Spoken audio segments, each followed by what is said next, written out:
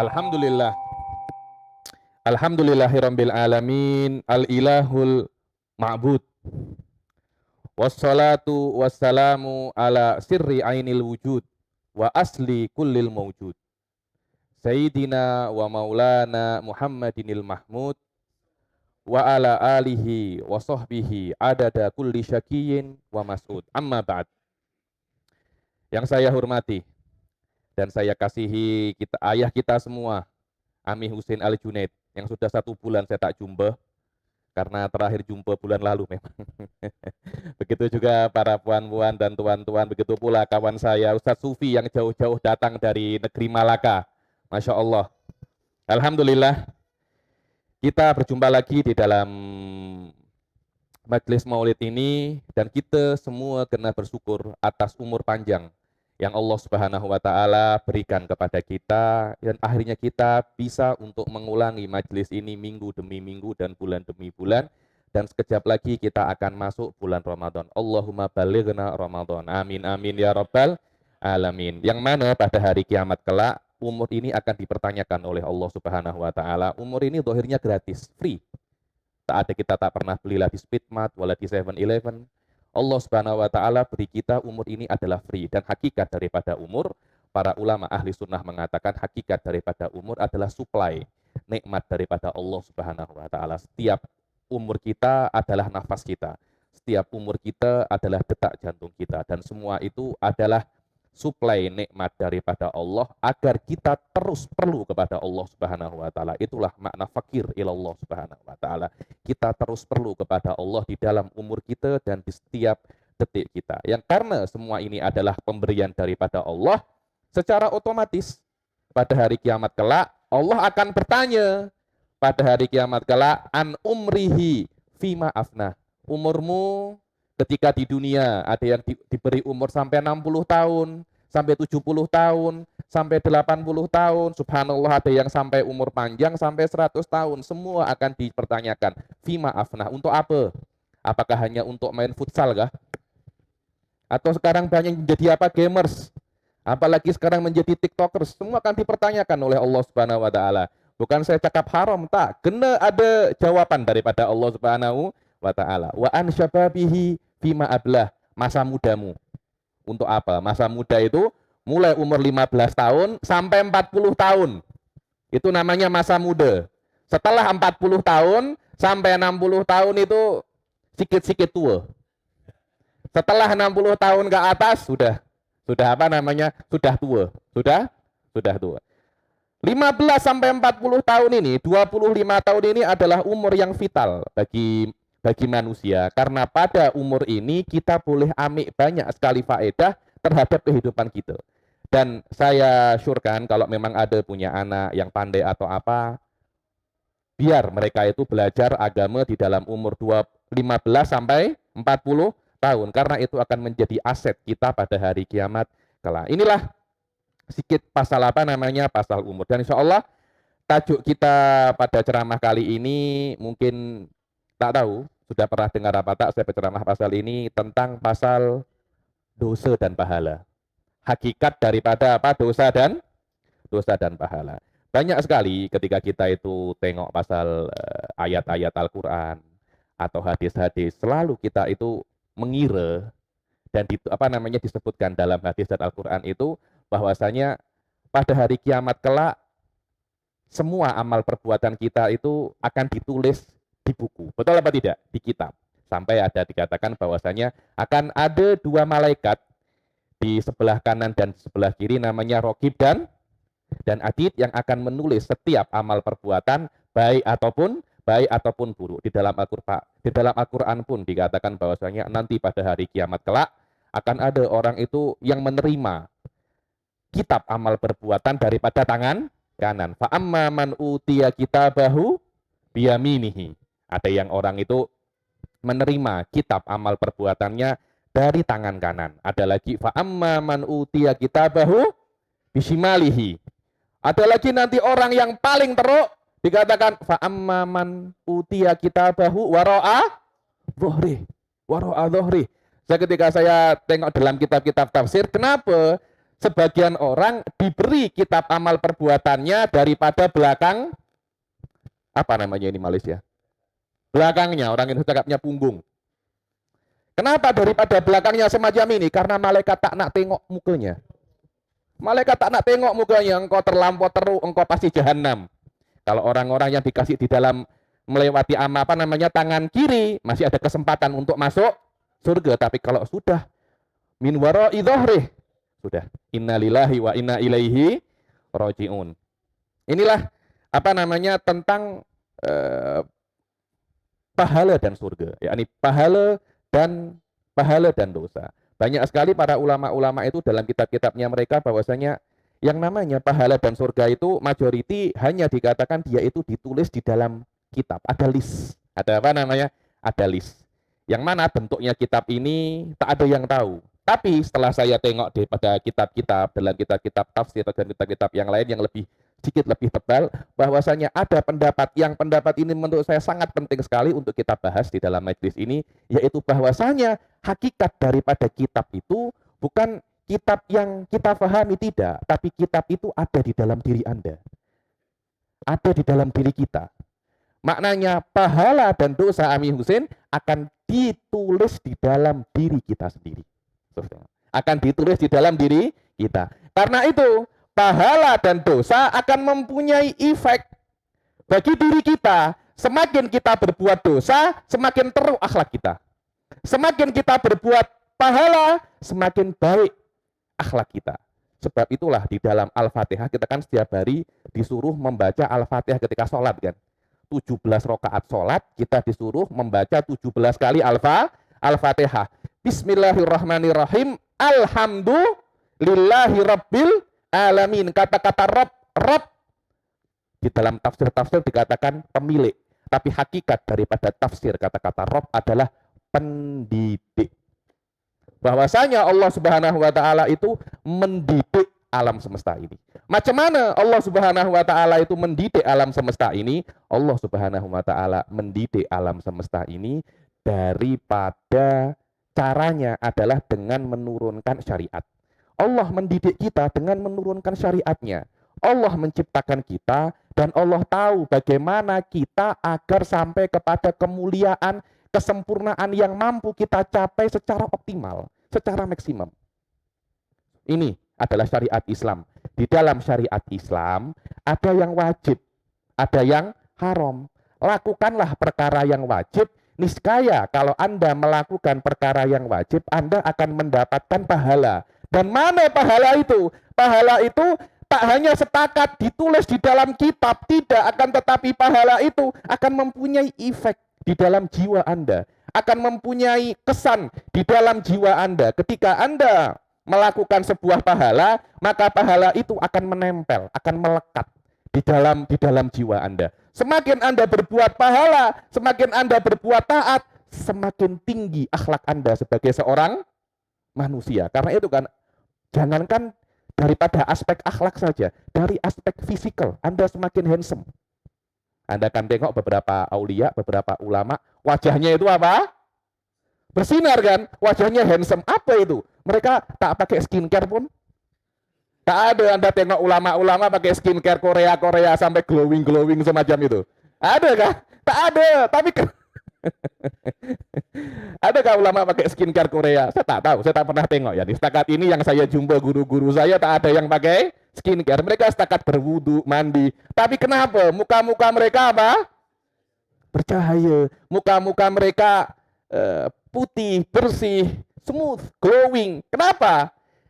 Karena efek pahala. Karena efek apa namanya? Pahala. Karena pahala itu tidak setakat di apa namanya? Ditulis saja, tapi pahala itu akan ada di dalam diri seseorang. Itulah makna Rabbil Alamin, pendidik alam semesta. Maknanya aku didik engkau. Guru ketika mendidik muridnya, sini, engkau kan tak tahu apa-apa kan? Sini aku didik sikit demi sikit. Kalau kamu menuruti apa yang aku perintahkan, maka kamu akan menjadi sempurna. 10 tahun, 15 tahun lagi, Anda akan berubah menjadi seseorang yang sangat sempurna di bawah didikanku. Bayangkan kalau yang mendidik itu adalah Allah Subhanahu wa Ta'ala. Niscaya kita akan menjadi orang yang sempurna. Karena itu lakukanlah perkara-perkara yang wajib. niscaya kalian akan semakin bertambah sempurna. Begitu pula sebaliknya. Jangan kalian melakukan perkara-perkara yang dosa, karena dosa itu tuan-tuan puan-puan tak setakat ditulis di buku. Dosa itu juga kembali melekat di dalam jiwa kita. Semakin kita berbuat dosa, semakin teruk akhlak kita. Semakin kita berbuat dosa, semakin teruk akhlak kita. Apalagi yang namanya dosa dan pahala itu berlevel-level. Saya kemarin itu ke Giant, saya tengok ada mie instan, ada bertulisan pedas giler. Pedas giler. Itu kan maknanya sangat pedas sekali kan? Sangat pedas sekali. Sama, pedas pun berlevel-level. 1 cili pedas, 2 cili pedas. Kalau sudah giler, apalagi kalau sudah mie instan level-level samyang. Itu kan sangat pedas sekali kan? Maknanya ini pedas tapi tak calang-calang pedasnya. Dosa pun juga sama. Pahala pun juga sama. Ada pahala yang sedikit. Pahalanya tak banyak. Kita kenal perkara itu dengan nama sunnah. Pahalanya tak terlampau besar. Ada lagi pahala yang sangat besar. Kita kenal dengan nama apa? Wajib. Di dalam sunnah pun ada pahalanya itu yang tak sekecil sunnah-sunnah yang lain. Sunnah yang pahalanya sangat besar, walaupun di dalam level sunnah, kita kenal dengan nama sunnatun muakkadah. Betul apa tidak? Ada yang namanya wajib, sunnah muakkadah, dan sunnah. Pembagian-pembagian ini, kenapa? Karena dari aspek pahala yang besar, kita tak tahu. Nabi yang tahu. Kenapa? Karena kenabian, berkali-kali saya jelaskan, kenabian itu adalah pemberian daripada Allah berupa sixth sense. Indra keenam yang diberikan oleh Allah kepada Rasul Shallallahu Alaihi Wasallam. Dengan sixth sense itu, semua indera-indera yang lain menjadi semakin kuat, bisa tengok sesuatu yang tak boleh kita tengok. Pahala itu ada, dosa itu ada, tak setakat ditulis di buku. Kita tak bisa tengok, tapi Rasul boleh tengok. Allah yang boleh tengok pun mengatakan kepada Rasul, ini yang wajib, ini yang besar, ini wajib. Katakan kepada umatmu, buatlah perkara yang wajib ini. Kenapa? Karena aku beri di dalam perkara ini pahala yang besar. Kalau engkau tak buat ini pun qadha. Sholat duhur pahalanya besar. Kalau engkau tak sempat sholat duhur karena beberapa alasan, qadha. Walaupun engkau sudah tinggalkan sholat duhur ini di tahun-tahun yang lalu, tetap qadha. Kenapa? Karena pahala daripada sholat duhur itu bukan calang-calang. Karena itu diwajibkan oleh Allah Subhanahu wa Ta'ala, dan Rasul tahu. Begitu pula sunnah muakkadah, pahalanya itu besar. Rasul terus buat sunnah tersebut, macam qobliyah dan ba'diyah. Karena itu dinamakan sunnah yang pahalanya besar, dikatakan sunnatun muakkadah. Yang tidak besar kita katakan dia hanya sunnah. Tengok, dosa pun juga sama, tuan-tuan. Dosa kita kenal ada yang namanya dosa kecil dan dosa besar. Ada dosa kecil dan dosa besar. Ini setakat di dunia. Nanti kita tengok di dalam beberapa hadis itu yang namanya dosa atau amal kebaikan yang kita buat di dalam dunia ini secara umum, baik ataupun buruk, nanti pada hari kiamat itu akan diwujudkan dengan wujud yang khas. Di dalam sebuah hadis dikatakan, masih di dalam kubur ini, bahwasanya amal perbuatannya akan datang padanya ketika dikubur, bahwasanya orang-orang kubur ketika tengok amal perbuatannya yang baik itu cakap, man anta? Datang kepadanya laki-laki thayyibur rih hasanul wajah. Baunya wangi, mukanya apa? Handsome. Yang dikubur itu akan tanya, siapa engkau? Kenapa engkau baumu wangi dan wajahmu handsome? Muka-muka semacam ini biasanya akan datang bawa kebaikan. Kalau datang kepadanya semua badannya teto semua, wah ini takut, ini apa ini something ini. Ini something ini. Tapi sekarang semuanya oke, semua wangi, handsome, dibilang ana amaluka soleh. Tengok. Ana amaluka soleh.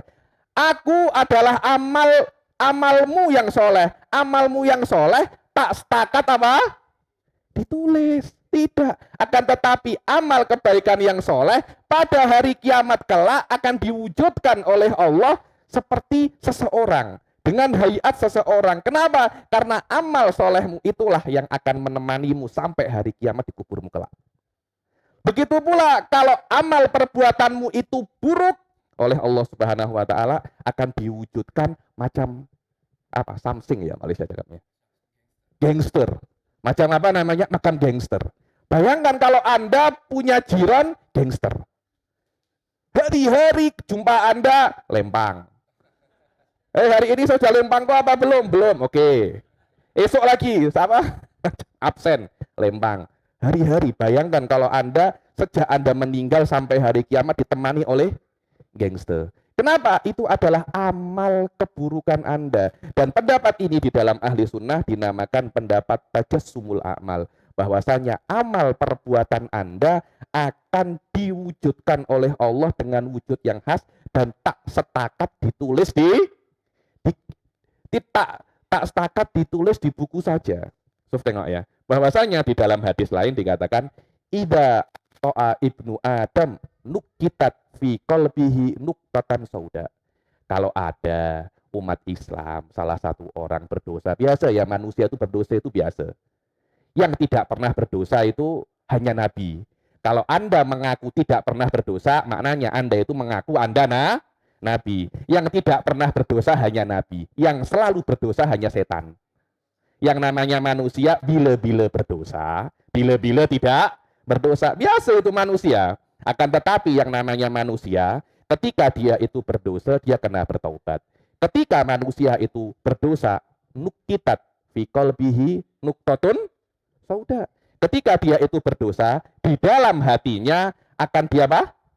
Ada titik hitam, nuktatun sauda. Titik hitam itu apa? So, tengok. Titik hitam itu apa?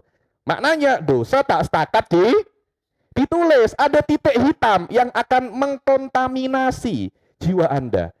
Di titik hitam. Kalau dia bertaubat, beristighfar, kembali kepada Allah, sukila kolbuh. Hatinya itu di apa namanya? Dibersihkan. Dibersihkan kembali menjadi putih. Fa'idha ada ila dzambi zida alaihi. Kalau sudah apa namanya? Dia kembali ke dosa lagi, ditambah banyak. Titiknya itu ditambah banyak sampai kalau sudah hatinya itu penuh dengan titik hitam, itulah yang namanya ron. Apa itu ron? Karat. Ada besi itu macam ini. Ada kalau yang kuning-kuning itu apa namanya? Karat. Di dalam surat Al-Mutaffifin, wailul lil mutaffifin, di tengah-tengah ayatnya kalla bal rona ala qulubihim, bahwasanya di hatinya sudah ada karatnya. Apa itu karat? So, tengok, ini perkara yang sangat penting, mungkin Anda tak akan dengar daripada saya. Karena ketika itu saya mengajar di Yayasan Restu, saya dari dulu saya dengar daripada guru saya, Syekh Said Abdul Latif Foda, cakap pasal sifat-sifat hati orang-orang kafir. Di antaranya karat, cop, dan kunci mangga. Kalabal rona. Dalam ayat lain apa? Khotamallahu ala qulubihim. Di dalam ayat lain, bal ala qulubin akfaluha. Hatinya sudah dicop, hatinya sudah dikunci mangga, hatinya berkarat. Apa makna karat hati? Apa makna cop dalam hati? Apa makna kunci mangga? Hatinya sudah dikunci mangga. Apa makna itu? Sof, tengok ya. Al-Imam Fakhruddin Ar-Razi di dalam kitabnya beliau tafsir namanya Mafatihul Ghaib, bahwasanya dosa bukan hanya dosa, setiap perkara yang Anda lakukan sehari-hari secara konsisten akan membuat Anda mempunyai skill lama-kelamaan. Saya beri contoh, ada orang itu belajar memandu. Pertama kan ada sekolah memandu kan, hari-hari masih ada L-nya itu. Masih baru memandu. 1 tahun pertama, berapa diberi? 6 bulan ya? 6 bulan kita coba 6 bulan. Ada eksiden apa tidak? Tidak ada eksiden, kita lepas apa? Tanda L itu. Lama-lama dia sudah pro. Setelah 10 tahun memandu, Masya Allah, Michael Schumacher. Sama orang belajar apa? Motosikal. Satu hari belajar motosikal, terjatuh kemalangan sedikit, belajar lagi. Setelah 10 tahun dia memandu, jadi apa Ustaz Firdaus? Valentino Rossi. Valentino Rossi, Anda tengok, maaf ya, yang hantar Grab, hantar Food Panda, Masya Allah. Betul apa tidak? Dia macam ini, boleh melompat, dia punya apa namanya? Kenapa? Sudah pro. Hari-hari dia apa namanya? Hari-hari dia bawa motor gitu. Masya Allah, kejap. 30, cepat nih, laju sangat. 20 je. 20 je. Laju sangat. Mereka tak ada 100, 200. Dia punya apa? Speed itu. Kenapa? Karena hari-hari mereka bawa motor. Di dalam dirinya sudah ada skill untuk mengendarai motor. Sama. Pahala pun sama semacam itu. Hari-hari Anda hadir maulid. Setiap hari saya maulid. Kemudian satu hari Anda hadir maulid, pening Anda. Ada apa ya? Ada yang kurang Ami Husin. Hari ini apa? Oh iya, saya hari ini tak maulid. Saya punya kawan, hari-hari berceramah. Kemudian 3 hari dia sakit. Dia pening. Dia punya burung, bermain dengan burungnya. Hari-hari bingung. Dia sapu rumah. Istrinya pun pening. Betul engkau ceramah aja. Betul engkau ceramah. Engkau 3 hari di rumah, engkau macam orang gila. Ceramah, sembuh dia. Kenapa? Karena hari-hari dia sudah berceramah. Ada semacam skill, dia tak boleh tinggal itu. Dosa pun sama, Tuhan. Dosa pun sama. Rasulullah Shallallahu Alaihi Wasallam bersabda, iyakum wal muhaqqaratu minad dunub. Hati-hati dengan dosa-dosa yang kecil. Fa inna dzamba ala dzambi yuqidu ala sahibihi jahiman tuhman.